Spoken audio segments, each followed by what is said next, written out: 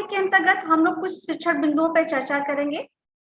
सबसे पहले हम बात करेंगे वृत्त की अवधारणा। वृत्त के कोणों से संबंधित जो गुण होते हैं उनके बारे में जानेंगे। वृत्त की परिधि व व्यास में जो संबंध होता है उससे आप परिचित होंगे। वृत्त का क्षेत्रफल कैसे निकालते हैं ये आप जान सकेंगे।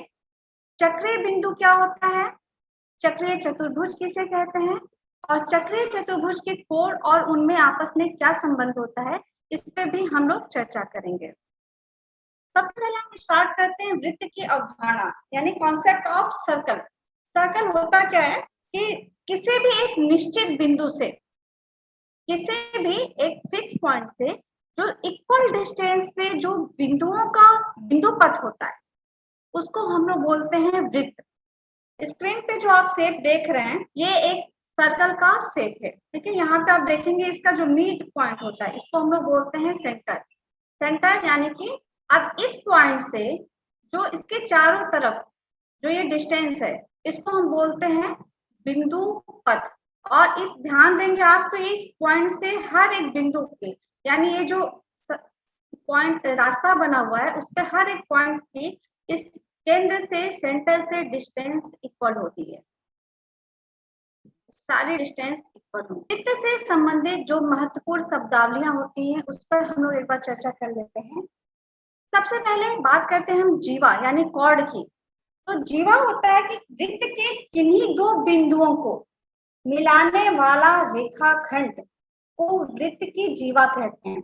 और वृत्त के केंद्र से होकर जाने वाली जो सबसे बड़ी जीवा होती है वो वृत्त का व्यास यानी कि डायमीटर कहलाती है, तथा ये वृत्त की सबसे बड़ी जीवा भी होती है। तो एक क्वेश्चन पे 1 नंबर में पूछता है कि वृत्त की सबसे बड़ी जीवा क्या होती है, तो इसका आंसर होगा व्यास।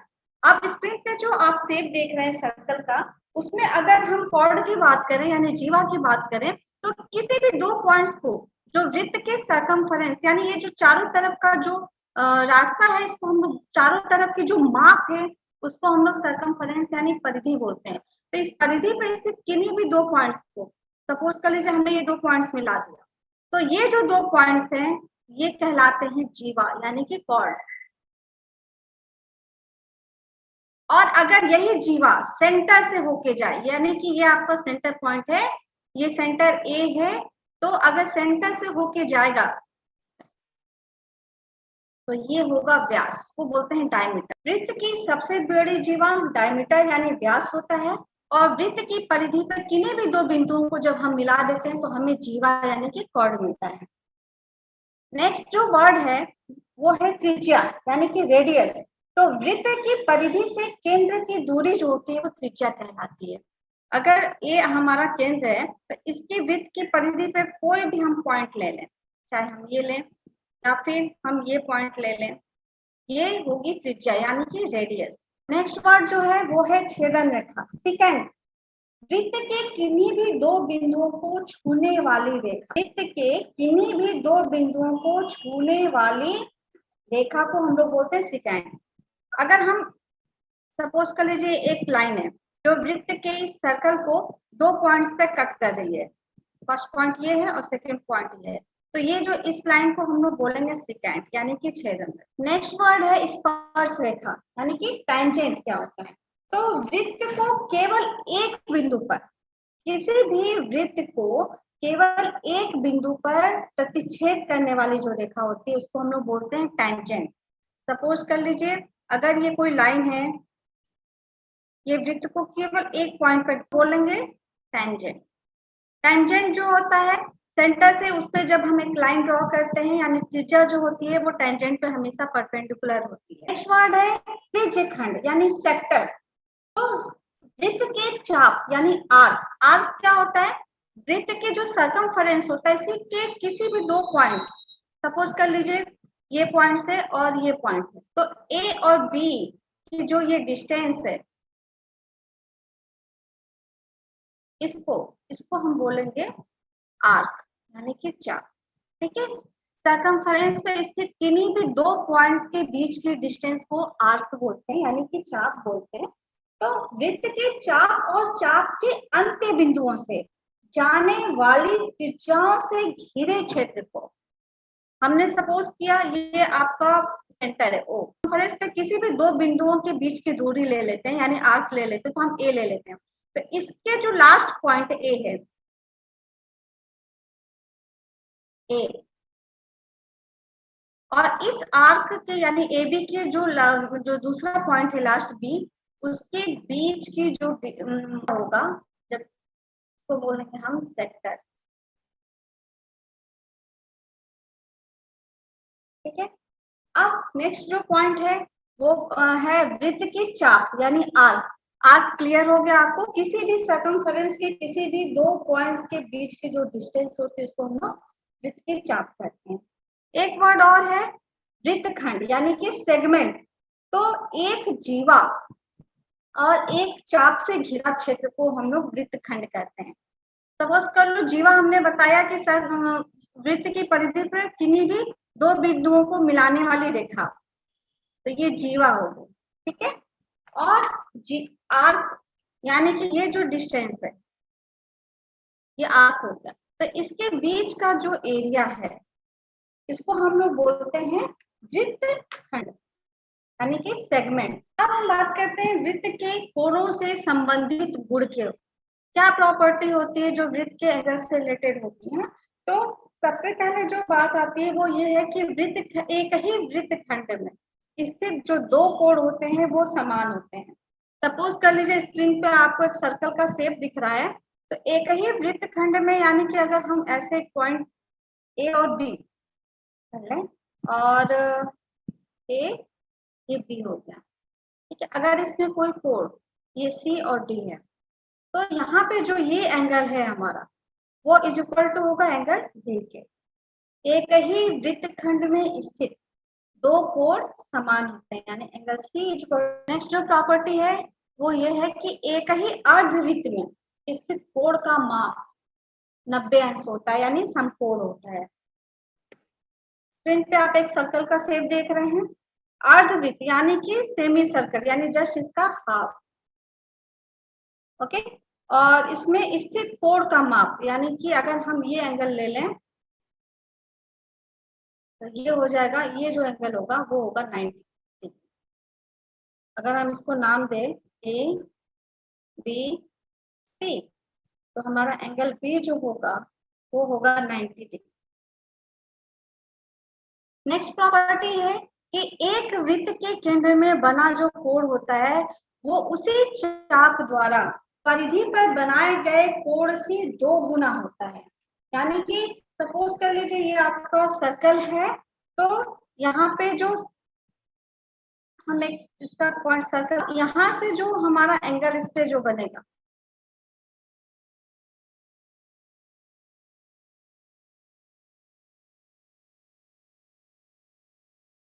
ये एंगल ए सी और बी नाम दे देते हैं। तो एंगल जो सी ओ बी होगा यानी ये जो एंगल होगा वो डबल होगा इस एंगल, यानी angle C O B is equal to 2 times होगा angle A C A B. ये कुछ प्रॉपर्टी है जो आपको याद रखना होगा क्योंकि इन्हीं की प्रॉपर्टी के बेस पे आपके न्यूमेरिकल्स पूछे जाते हैं। वृत्त की परिधि और व्यास में क्या संबंध होता है। तो परिधि यानी सर्कमफरेंस, सर्कमफरेंस मतलब उस वृत्त की चारों तरफ की माप।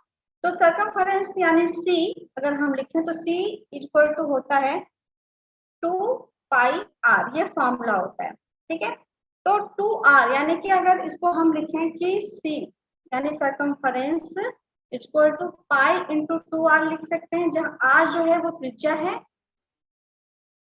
r इक्वल टू रेडियस है और c जो है वो सर्कमफरेंस। अब 2r क्या है, 2r यानी व्यास हम लिख सकते हैं व्यास त्रिज्या वो केंद्र से परिधि पे किसी बिंदु को मिलाने से बनता है। व्यास जो होता है किन्हीं भी दो बिंदुओं को जो केंद्र से होकर जाता है उसको मिला के बनता है। तो यहाँ हम लिख सकते हैं c equal to pi into 2r।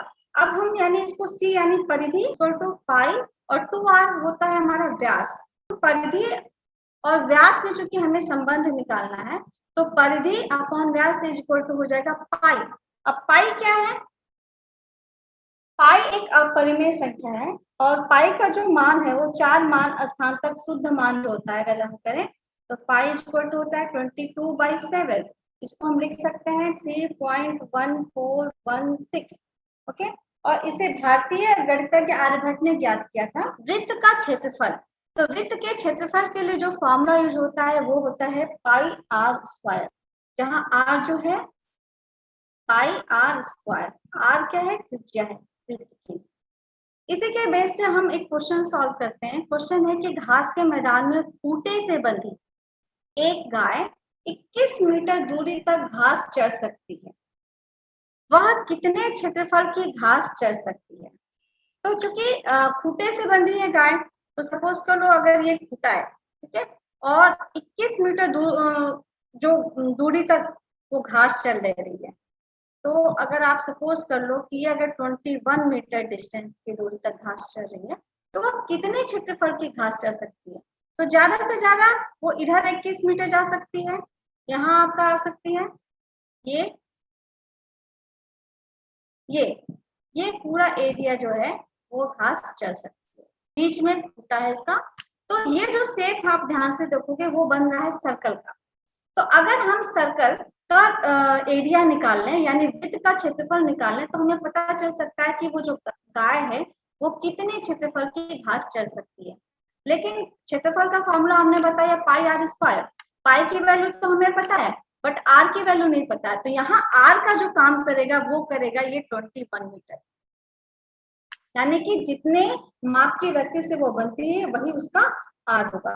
तो जो हमारा अभिष्ट क्षेत्रफल होगा वो होगा पाई आर स्क्वायर, और पाई की वैल्यू अगर हम 22/7 रख दें और आर की जगह हमारा हो जाएगा 21 मीटर, तो ये हो जाएगा स्क्वायर 21 का स्क्वायर, और 22/7 इंटू 21 इंटू 21, अभी 7 से कैंसिल कराते हैं, 7 1 7 7 3 21, ये हो जाएगा हमारा 66 इंटू 21 और this will be equal to 1386 metre square. चूंकि आर स्क्वायर है और आर की वैल्यू हमारे मीटर में दी हुई है, तो ये मीटर स्क्वायर हो जाएगा और यही हमारा जो होगा फाइनल आंसर होगा।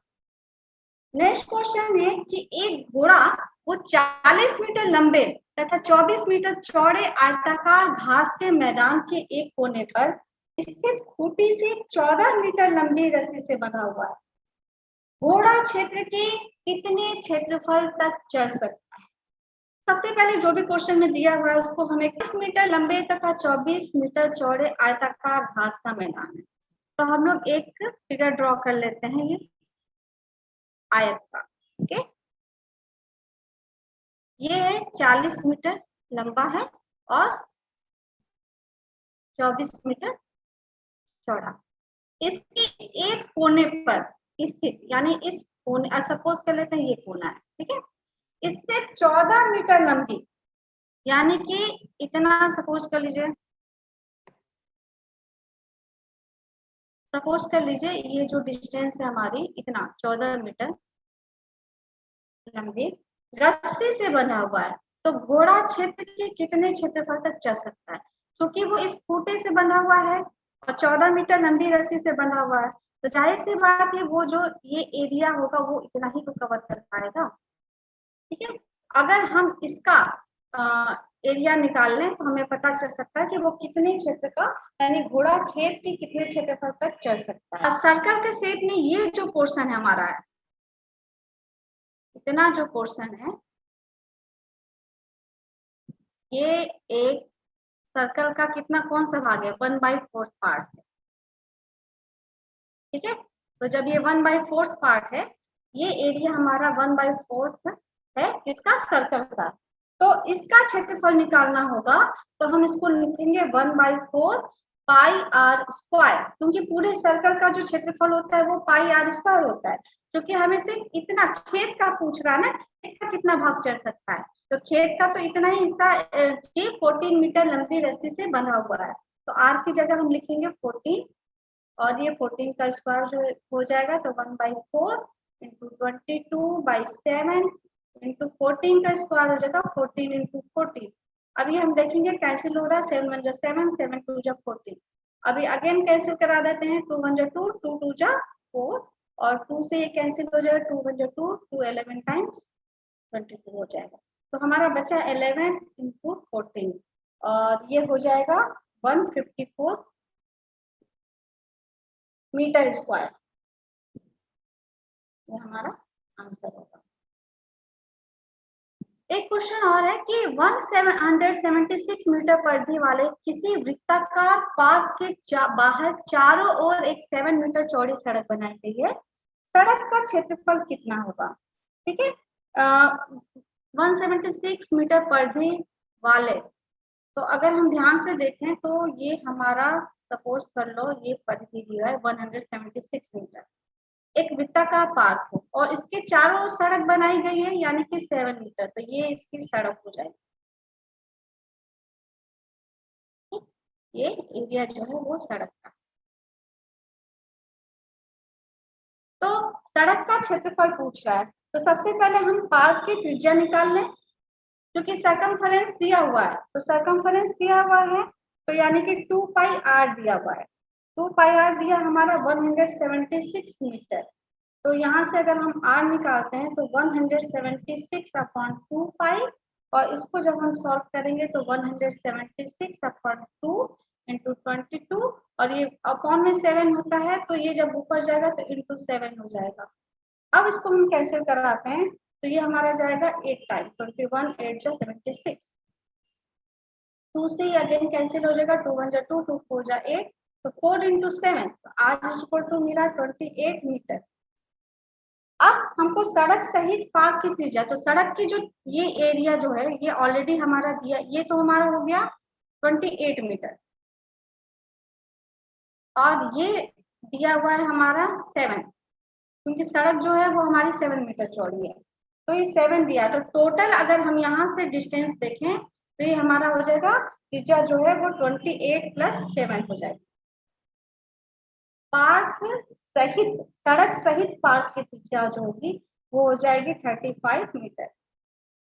क्योंकि सड़क का क्षेत्रफल पूछ रहा है तो हम अगर इस पूरे सड़क सहित पार्क के क्षेत्रफल में से अगर पार्क का केवल क्षेत्रफल माइनस कर दें तो हमें सड़क का क्षेत्रफल मिल जाएगा। तो सड़क सहित पार्क का क्षेत्रफल, क्यों सड़क का क्षेत्रफल निकालने के लिए हमें पाई, और ये हो जाएगा 35 का स्क्वायर माइनस पाई इंटू 28 का whole square into metre square. ठीक है, अब मीटर स्क्वायर लिखने की जरूरत नहीं, बट यूनिट हम साथ में लिखते चल रहे हैं। अब यहाँ से हम पाई कॉमन ले लेते हैं, तो पाई बाहर निकल आया तो ये हमारा बचा 35 का स्क्वायर माइनस 28 का होल स्क्वायर, ब्रैकेट क्लोज। ठीक है, अब यहाँ पे हम देखेंगे तो पाई हो गया, और ये ए स्क्वायर माइनस बी स्क्वायर के फॉर्मूले पे इसको हम ब्रेक कर देते हैं, तो 35 प्लस 28 इंटू 35 माइनस 28। अब जब इसको आगे हम सॉल्व करेंगे तो होगा ये पाई,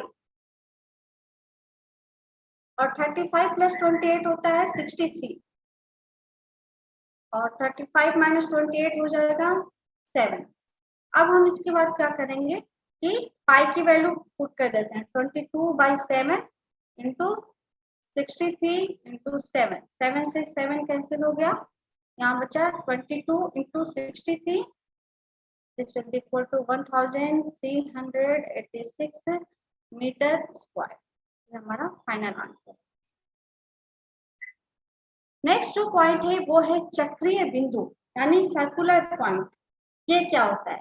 तो किसी भी वृत्त पर किसी स्थित बिंदुओं को चक्रीय या एक वृत्तीय बिंदु कहते हैं। सपोज कर लीजिए कि आप स्क्रीन पे एक सर्कल का शेप देख रहे होंगे, तो यहाँ पे देख लीजिए कि ये चूंकि सर्कमफेरेंस क्या है, सर्कल की डिफिनीशन ही हमने स्टार्टिंग में बताई थी कि वो कई सारे बिंदुओं, एक निश्चित बिंदु से समान दूरी पर स्थित बिंदुओं का बिंदुपथ होता है। यानी कि अगर उसके सेंटर से इक्वल डिस्टेंस पे जो पॉइंट से शेप बनता है उसको हम लोग, इस तरह जो शेप मिलता है उसको हम लोग बोलते हैं सर्कल। तो यहाँ पे सपोज कर लीजिए कि पॉइंट ए है, ये पॉइंट मान लीजिए, इस पॉइंट का नाम दे दीजिए बी, इस सर्कमफेरेंस पे जो पॉइंट है इसको नाम दे दीजिए सी, और यहाँ जो पॉइंट है इसको नाम दे दीजिए डी। तो point A B C D ये क्या हो गया, क्योंकि सर्कमफरेंस पे है यानी कि किसी भी वृत्त पे परिधि पे स्थित है, तो इनको हम लोग बोलेंगे चक्रीय बिंदु।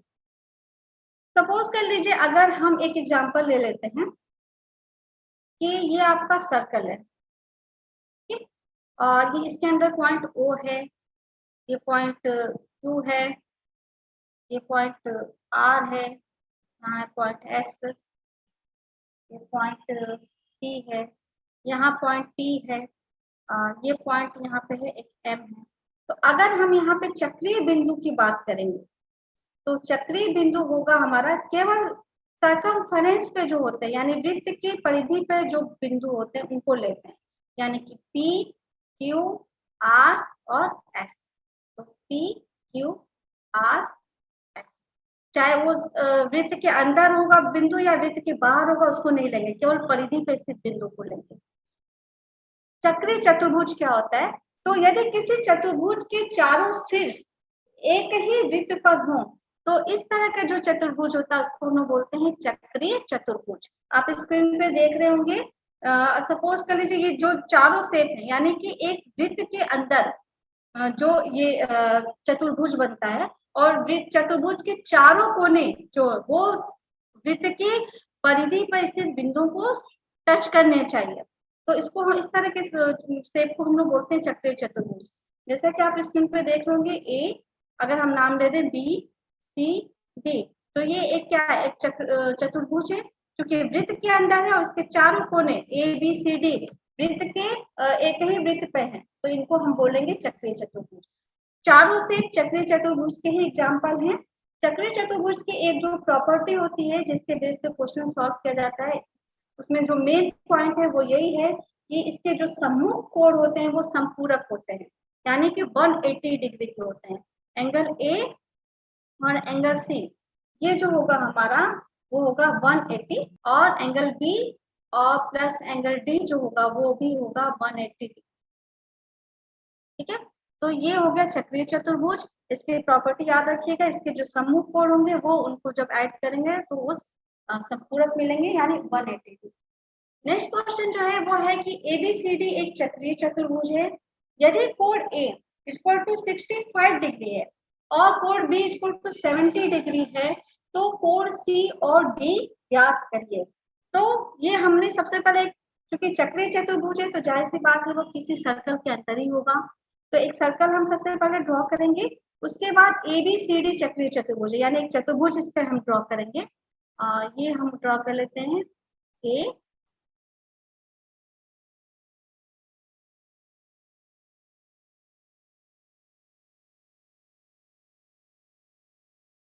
ए बी सी और डी। ये एंगल जो है, एंगल ए दिया हुआ है 65 डिग्री और एंगल बी दिया हुआ है 70 डिग्री। कोण सी, एंगल सी और एंगल डी पूछता है। ठीक है, तो सबसे पहले हमने बता दिया था स्टार्टिंग में ही कि चक्रीय चतुर्भुज की एक प्रॉपर्टी होती है कि उसके जो सम्मुख कोण होते हैं उनको जब हम जोड़ेंगे तो हमें 180 मिलना चाहिए। तो सम्मुख कोण हम देख रहे हैं कि चक्रीय चतुर्भुज एबीसीडी में बी और डी सम्मुख कोण है, तो एंगल अगर हम बी प्लस एंगल डी करें तो हमें मिलना चाहिए 180 डिग्री, और एंगल बी की वैल्यू है 70 plus angle D equal to 180 degree.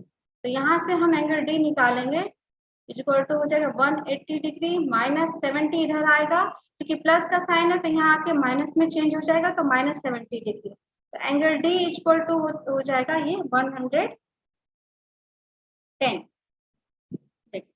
ये हमारा हो गया एक आंसर नंबर फर्स्ट। सेकेंड जो है, अब एंगल सी पूछ रहा है तो सेम वही प्रॉपर्टी यूज करेंगे कि चक्रीय चतुर्भुज के सम्मुख कोण संपूरक होते हैं, यानी angle A plus angle C equal to 180 degree, और यहाँ पे एंगल ए है हमारा 65 डिग्री, तो 65 degree plus angle C equal to 180 degree, और angle C equal to 180 degree minus 65, और इसे जब हम सॉल्व करेंगे तो एंगल सी इक्वल टू मिलेगा 115। ये हो गया आंसर नंबर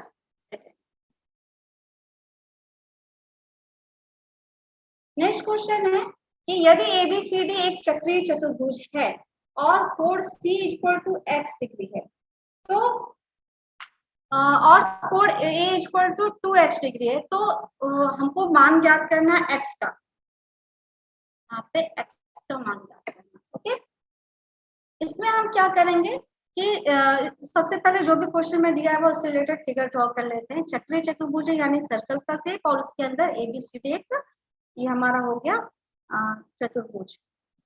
तो हम नाम दे देते हैं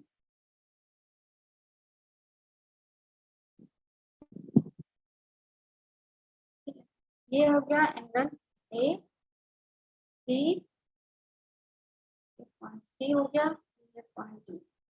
A है 2x डिग्री और C है x, तो x का मान पूछ रहा है। तो x का मान करने के लिए हम जानते हैं कि जो प्रॉपर्टी होती है वो है समूह कोण, चक्रीय चतुर्भुज के समूह कोण संपूरक होते हैं, यानी इसी प्रॉपर्टी से हम देखेंगे तो angle A plus angle C equal to हो जाएगा 180 डिग्री, और इनकी वैल्यूज दी है 2x degree plus x degree equal to 180। तो 2x प्लस x हो गया 3x degree equal to 180 degree, और यहाँ से जब हम x डिग्री की वैल्यू निकालेंगे तो ये हो जाएगा 180 बाई 3 x इक्वल टू ये हो जाएगा 60। तो x की वैल्यू हमें यहाँ जो मिली है वो है x इक्वल टू 60।